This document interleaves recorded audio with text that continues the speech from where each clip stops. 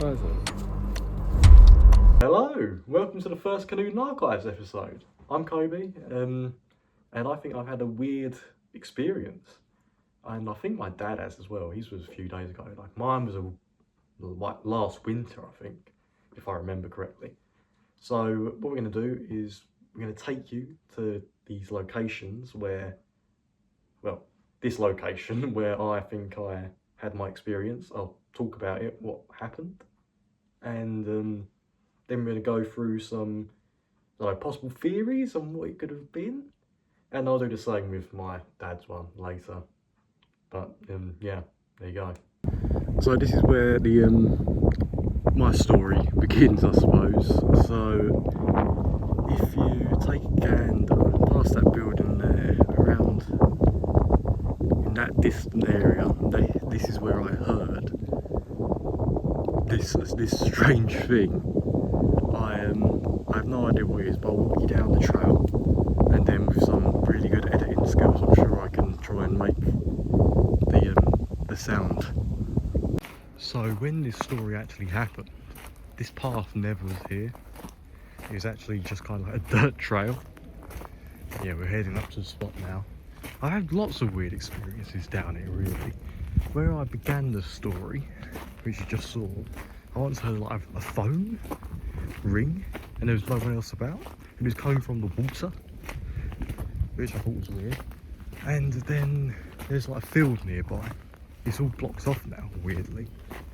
But in the bushes at the end of the field, there's like a bunch of blood on the floor. And I quickly got out there because it looked like a crime scene. So here's where it happened. I'll explain what I heard. I was walking from this way. So basically I heard what sounded like a pig squealing with a girl screaming. You know, I was just walking and I heard it, and I thought that did not sound normal. And so I kind of backtracked very slowly back down here. But, you know, it couldn't have been a pig. There's no wild pigs out here.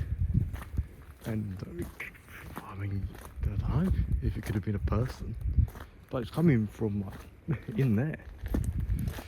So, yeah, and you know that moment when you feel like you're being watched? Yeah, like the hairs on the back of your neck stand up. That is what I felt. Right, so after doing a bit of research about the sounds I heard, the most common creature that I could have heard is something called a squonk. Now, it does sound like, I don't know, something a kid's made up, but this is actually a real documented thing. You can look it up online. So, the big thing with the squonk is it's actually a native to the hemlock forest in Pennsylvania, which is obviously nowhere near where I live. So, I mean, there isn't anywhere that says that it can't be seen in multiple places, I suppose. So the first documented sighting of the squonk was in 1910 in a field guide by William T. Cox called Fearsome Creatures of the Lumberwoods. This guide provided sketches of the creatures like the one you're seeing right now.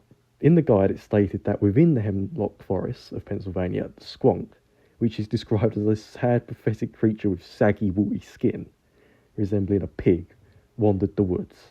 It would constantly cry its sad existence, and the crying sounded quite human-like. According to the legend, when startled, the squonk would dissolve into a puddle of tears. One man had once claimed to have caught a squonk, and that man was called J.P. Wentling, a Pennsylvania native, and he had an encounter at Mont Alto. He was fascinated at the idea of the squonk and decided to try and go out and catch one himself. His plan was simple. He would mimic one to lure it nearby and catch it in a sack. By a miracle, it worked, and he caught his prey and chucked it over his shoulder. However, on his journey home, the sack became light, and when he opened it up, all that was left inside was water and salt bubbles from Squonk's tears. However, that is the only story that I could find of the squonk. And I mean, it could explain why I heard the sound near a stream of water to begin with. I mean, it would be easy for a squonk to hide in it, I suppose. But yeah, it's quite out there story, really. Very interesting. Right, we're back, and you've seen where it was. I've recreated the sound, hopefully, from what I heard, and I think we'll go and see my dad now. My name's Jason. I'm Kobe's dad. And could you tell me your spooky story? Well, it happened, funny enough, a couple of nights ago, and both of us, me and my partner, we both woke during the course of the night from what we heard was like a howl from a werewolf. And we both said, "Oh, that sounds like a werewolf," and we laughed. But it actually really did sound like one. And you know, you watch these films and how a werewolf howls and all that, and it howled just exactly like that. But of course, it can't be, can it? Until the following morning, I'm looking out the window. It's the first thing in the morning. It's just that window over there, and I'm looking out there, and I can see this large footprint embedded in the grass. And then all of a sudden, this it looked like a cross between a wolf, a fox maybe. I'm not too sure. It was grey in colour. It come over this fence into the garden, over that fence, over that fence, over the following fence, and straight ran fast down that alleyway by where the grey house is. I've never come across anything like that before. It was freaky. Is that footprint still there? Yeah, you can have a look if you want. Look, what size is it?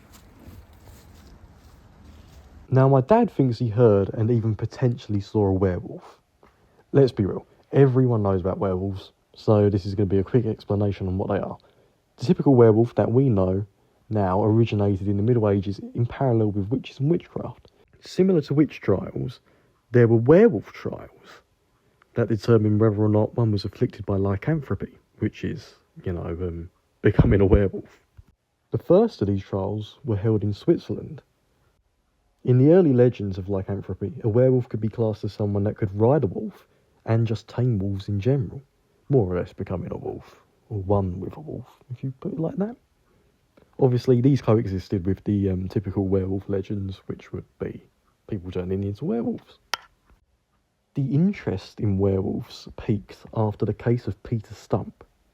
Peter Stump was born in 1530 and was a German farmer and alleged serial killer who practiced werewolfery, witchcraft and cannibalism.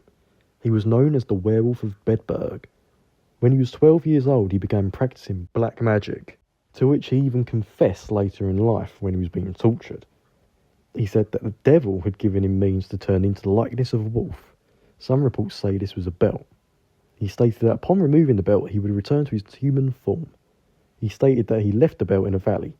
However, it's never been retrieved.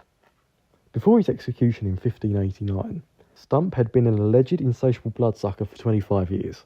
He enjoyed the flesh of goats, lambs and sheep, as well as women and children. He confessed to eating 14 children and 2 pregnant women, who he'd ripped the fetuses from the womb before eating their hearts. He sounds like a blimmin' horrible man, don't he? One of the 14 children was his own son, whose brain he devoured. Allegedly, he went out into the woods with his son and transformed into a wolf before killing him. Not only was Stump accused of being a serial killer and cannibal, he was also accused of having an incestuous relationship with his daughter, who was sentenced to die with him. Stump also confessed to having sexual intercourse with a succubus, sent to him by the devil.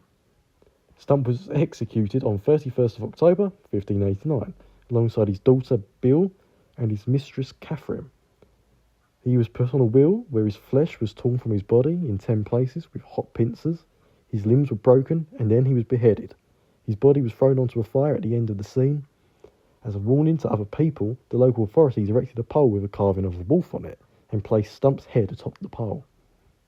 By 1650, the werewolf legends had turned more into fictional accounts, being featured in more gothic horror literature. Now, I don't know if my dad saw a werewolf, but in his area for many years there have been big cat sightings. There are a plethora to choose from, and we're going to be covering some of those in later episodes. So I thought we would choose this one, which isn't in his area. This one is the Beast of Bodmin Moor. Bodmin Moor is already a spooky place without legends of big cats roaming it. It looks pretty spooky. The beast is a black panther-like cat with well over 60 sightings. It's 3 to 5 feet long, has yellow eyes, and enjoys eating livestock. The evidence was so compelling that the government had even ordered an official investigation into the beast. They found nothing, but they also stated that there was nothing to prove that it didn't exist either. So, yeah, that was pretty useless, weren't it? A while after the investigation, the locals were shocked when a boy found a leopard skull on the banks of the River Felwey. Theories were sprung. Was it an escaped zoo animal? The Natural History Museum's own investigation came to the conclusion that it was actually a leopard skull that was imported into the country as part of a leopard skin rug. The sightings had died down until 1998 when video footage of the beast was released. And I mean, look at that thing! It's a big pussycat. However, questions remain. Where did it come from? Was it a zoo animal? Come from a private collection? Illegally imported? There was even speculation that it was actually a native wildcat that was obviously native to Britain. Some even thought that it was paranormal.